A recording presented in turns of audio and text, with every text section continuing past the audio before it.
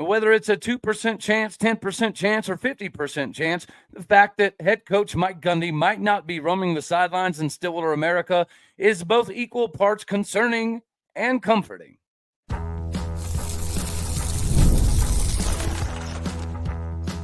You are Locked On Oklahoma State, your daily podcast on the Oklahoma State Cowboys, part of the Locked On Podcast Network, your team every day. Howdy, y'all, and hello, all. Welcome back to Locked On Oklahoma State, your daily stop for all things Cowboy and Cowgirl related. My name is Cody Stovall. I want to thank you kindly for stopping by to make this your first listen. We're available on all of your podcasting platforms, visually as well on YouTube. Find me personally on X at AllDayOState. Today, we are partially brought to you by FanDuel. Make every moment matter more, especially right now when new customers can get a big return when they place a $5 bet and get $150 back in bonus bets. If your first $5 bet is a winner, make sure that you visit FanDuel.com to get started today. Meanwhile, we get started in the most popular topic, of course, is going to be the Board of Regents meeting that took place earlier on today. Now, this isn't, oh my gosh, Mike Gundy's definitely gone show. But what this is obviously there was a meeting that Mike Gundy did not attend. Yet at one point in time, Athletic Director Chad Weiberg and the President, Dr. Casey Strum, were both brought in, which is somewhat abnormal. This whole thing has been slightly abnormal. And again, I had to ask some questions this morning about, what is going on here? Does this mean anything? Does this seem to insinuate anything? And the most common consensus was none of this is normal. Of course, you're going to have Board of Regents meetings, and you're going to do that monthly. But doing an executive meeting, it's a little bit different. And obviously bringing in Weiberg and Strum, that's going to be different. But that's because there's a differentiation between an open meeting and a closed meeting, and it cannot be closed with Weiberg and Strum in there. So that portion of it had to be open. But then you're hearing stuff, and I even got a message that Chad Weiberg and Casey Strum walked out of that meeting, and they were walking very expeditiously, and Casey Strum did not appear to be overly happy with how everything went. But that's the beauty of this whole thing.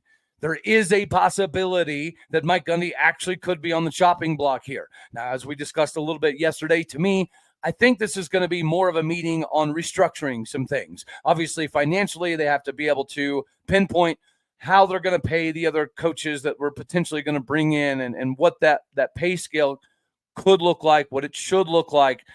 And if Mike Gundy is going to be willing to restructure his personal deal, you got to take out the revolving rolling contract. I think it would make some sense to potentially lesser it to a 2 to 3 year style of deal. But even if it was going to be a 2 year, 3 style of deal, would that be with a head coach in waiting attached to it, like a Zach Robinson or a Todd Monken or Jim Knowles? I would imagine that would be the only way they would come to Oklahoma State, not simply just to be a coordinator again or for the first time, but there has to be some assurances from some of those guys that they can be the head coach or they can be the head coach in waiting.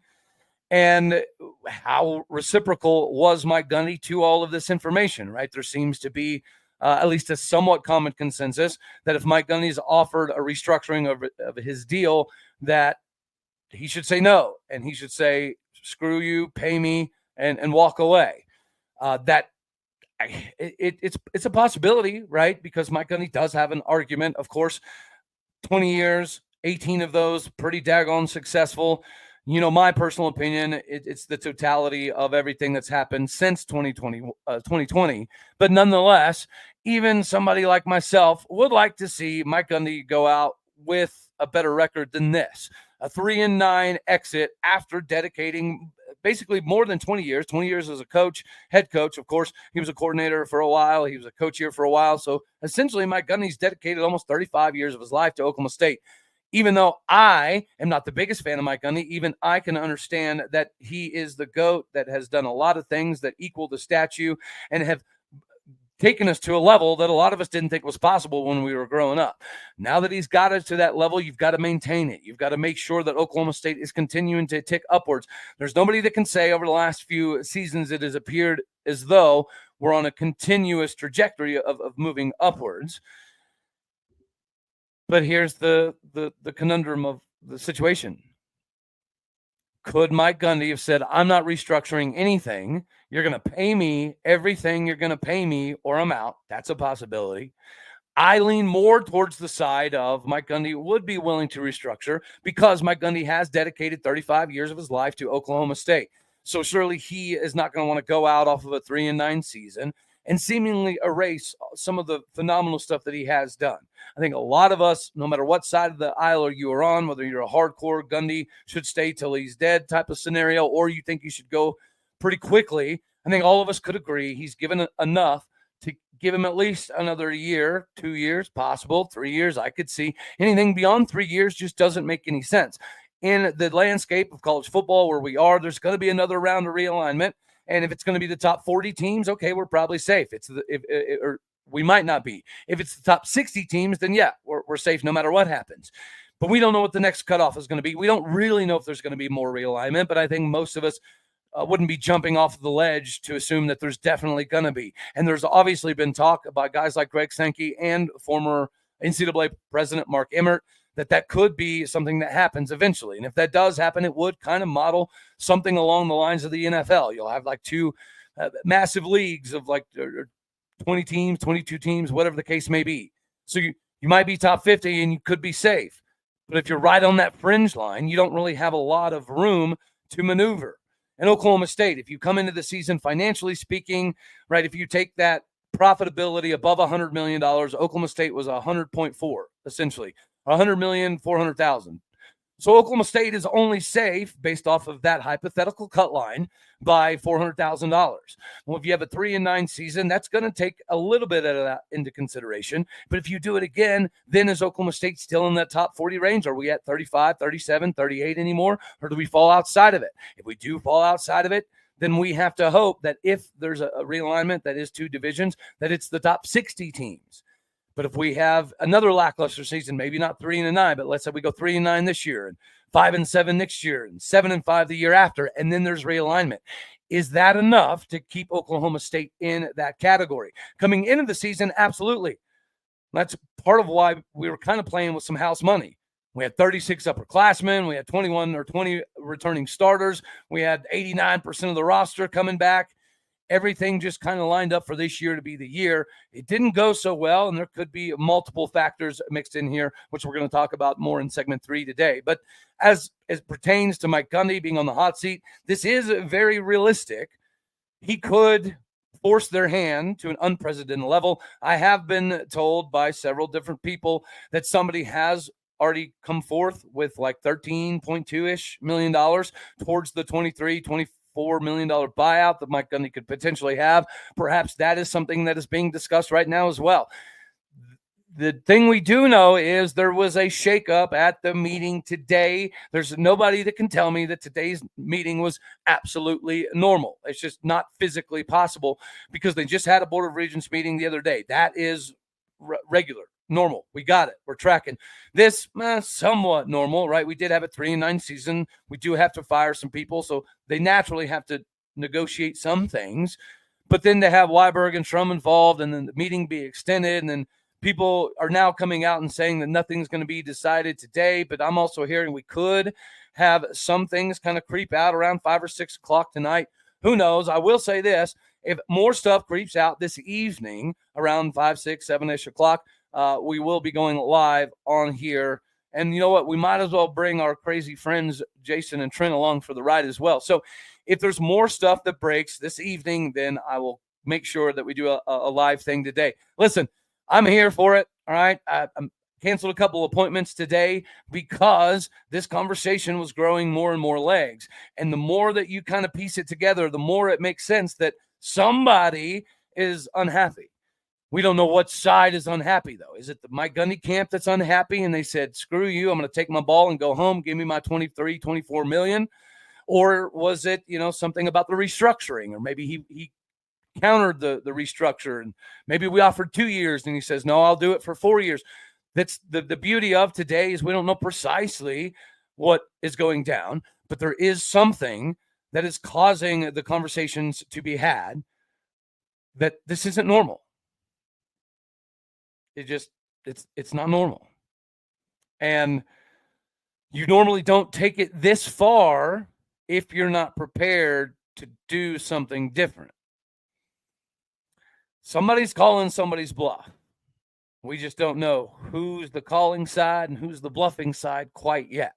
But something is happening, and it is far beyond the scope of just normal, okay, we're going to hire and fire a few people kind of conversations.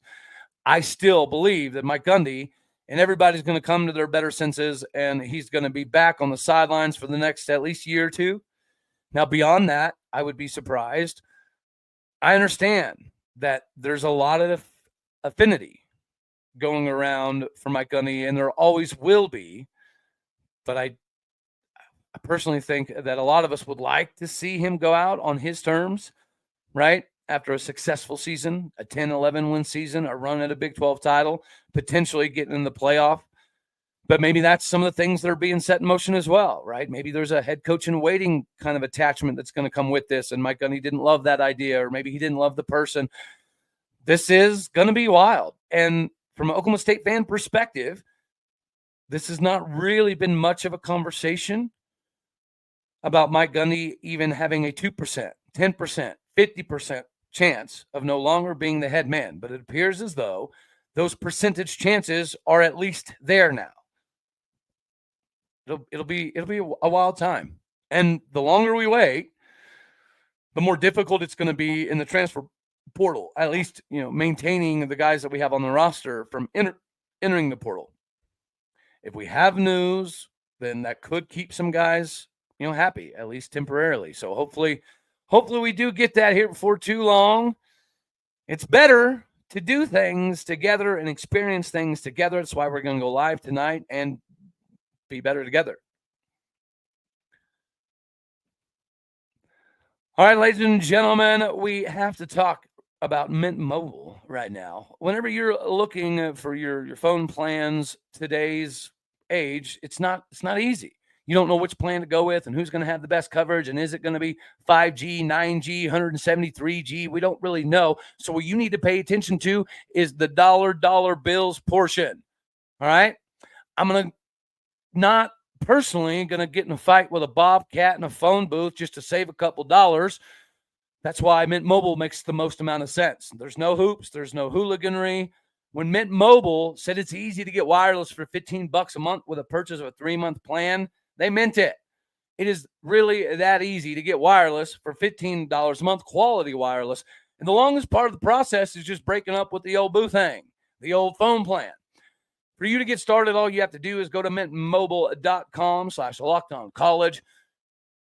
You'll see right there that all 3-month plans are exactly $15 a month, including the unlimited plan. With all the plans, they come with high-speed data, unlimited talk and text, delivered on the nation's largest 5G network. You can use your own phone with any Mint Mobile plan and bring your phone number along with you. Find out how easy it is by switching to Mint Mobile right away. Get 3 months of premium wireless service for only $15 a month. Get this today. This is your best opportunity to get 3-month wireless plan for just $15 a month. Go to mintmobile.com/lockedoncollege, mintmobile.com/lockedoncollege. Cut your wireless bill to $15 a month at mintmobile.com/lockedoncollege. All one word. See Mint Mobile for details and get your next phone plan the right way. So now we get to shift a little bit back to some of the recruiting style of conversations. And we kind of went through everybody on National Signing Day yesterday. And today I just kind of wanted to jump in here and pinpoint a little bit further how imperative it was for guys like Jaylan Beckley and Royal Cappel to lead this class, much like we saw Landon Cleveland and Trey Griffiths and Jonathan Agumidu do last season, right? And the beauty of that is we got to see those freshmen on the field, and David Kabongo obviously is going to factor in here as well. Whenever you're seeing some of the upperclassmen obviously entering the transfer portal with the coaching shakeups, that's going to be somewhat of an inevitability. I know I can't speak English. This idea that we've got guys coming up that are much like the guys from this last year's class that we know we got to see on the field, how important that's going to be for the rebuilding of Oklahoma State football. I know, much like all of you, I would prefer to just be constantly reloading, but unfortunately, that's just not in the situation that we're in right now. And now you've got guys that have been the embodiment of the Cowboy culture throughout the entirety of this recruiting process, right? Again, Jaylan Beckley was the 4-star. He was committed to Clemson, and then he decides to switch to Oklahoma State, loses a star. That is somewhat normal, right? We get that. If anything's normal, we get that one. The idea that these guys can come in alongside the 2024 crew and the 2023 crew are the ones that are going to be the catalyst for the rebranding, the rebuilding of Oklahoma State football to put us back where we're supposed to be. Now, it'll be a lot easier and a lot better when we hear directly from these two gentlemen, but nonetheless, Jaylan Beckley is a multi-sport athlete, right? He's a double-double kind of guy on the basketball floor as well. He can get up and down. And in NCSA or whatever it was, a couple years ago, they had him clocked as a 5.2 flat. That was a couple years ago. So you're talking about an offensive lineman that's likely in the high 4s, 4.8 range that can maneuver on the floor, that can maneuver on the court. And how many guys have we seen go from basketball to tight end, right? So athletically speaking, offensive tackle right next to the tight end, he can be fleet of foot enough to get out there without having a lot of difficulties. So he's somebody that you maybe not can be a plug and play, but when he's turning down the Clemsons and the Oregons and the Georgias and the Texases of the world, that is because he can be pretty instantaneously brought in to be a key cog in a machine. Regardless of whom we're going to use as our offensive coordinator in the future, you've got to have some guys like this in order to maintain the building blocks moving forward so they can be mainstays of the Cowboy culture. And then you have Royal Cappel. He's another one of these individuals that regardless of the turmoil that was going on at Oklahoma State this season, right, they didn't waver. More than anything, like when he had his conversation with Marshall Levinson, he accentuated why Oklahoma State was going to be the right fit for him and why this needed to be the place for him. He's yet another individual that has already been massively productive on the offensive side of the ball. In his last 3 years, high school speaking, he had over 2,650 yards receiving. He's an athlete that can do a lot of things. He can run on the track. He has a 11-second flat 100-meter. The 4x1 team, they won and with a time of a little over 41 seconds. The dude can absolutely fly. He was 2/10 shy of being able to go, run for a state title. These are the type of guys athletically that, are going to be able to fit in with what Rob Glass has always been able to do in terms of weight gain, muscle mass, getting quicker, stronger, faster. There's a reason why he does get paid the $1.1 million more than anybody else in the country when it comes to strength and conditioning. Now, the last couple of years, right, I don't know that the strength and conditioning department has equaled some of the injuries that we've seen on the field. So perhaps we could adjust some of that. But nonetheless, these are two individuals that were cornerstones for keeping this class pretty much intact. And the same you have to say for Landon Cleveland, Trey Griffiths, and Jonathan Agumadu last season. There are some parallels here that are worth getting excited for. So regardless of the Mike Gundy situation, we know we're going to have some coordinators. We know we're going to have a decent number of new coaches. We also know that there's no way in God's purple earth that we're going to be doing D2, D3 style of fishing. This is going to be an instantaneous rebuilding position where we financially are going to be able to pay for coordinators to come in and put Oklahoma State where they're supposed to be, which is a yearly contender for a Big 12 title. And it's guys like Jaylan Beckley, Royal Cappel, Landon Cleveland, Gunnar Wilson, Jonathan Agumadu, Trey Griffiths. Those are going to be the ones that make this thing make the most amount of sense. Now, Landon Cleveland has been a little bit more silent than some of the other DFW guys. But from a defensive perspective, I don't think talent was an issue. From a quarterback perspective, I don't view talent as an issue. This season, to me, boils down to complacency and playing favorites, right? That could be the downside to getting NIL.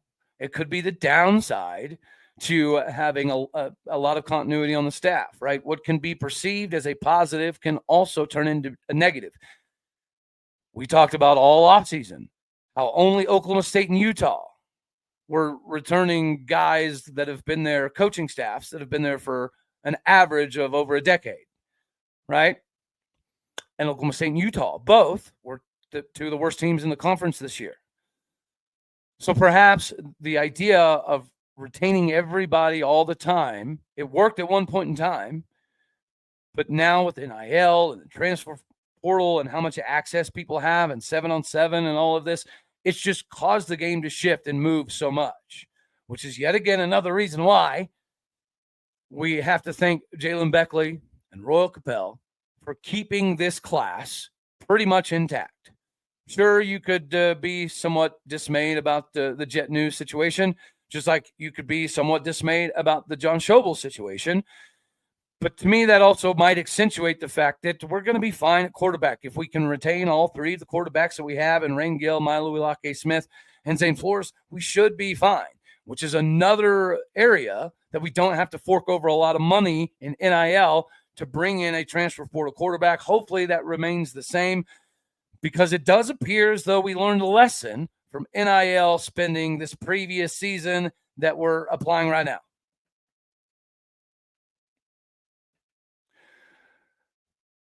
Last year was obviously much easier to capitalize on the dollar bills section, but we've got some NFL Cowboys that are carrying the load, and now is your time to shine. With FanDuel, America's #1 sportsbook, can be the provider for you and your wallet. Get ready to tackle the NFL, Cowboy, and Big 12 action in the NFL with America's #1 sportsbook. Right now, new customers can bet $5 and get $150 back in bonus bets if it's a winner. When you get that tingling sensation in the middle of the game that you know something crazy is about to happen and your team's about to flip the script entirely, you can now check out the latest stats, view the live play-by-play, and so much more from the same page where you place your bets from. Make sure that you visit FanDuel.com to join today. You can get started with 150 bones back in bonus bets if your first $5 hauler is a winner. Make sure that you visit FanDuel.com today. Do not waste that tingling sensation ever again. Make every moment matter more with FanDuel, the official sportsbook partner of the NFL.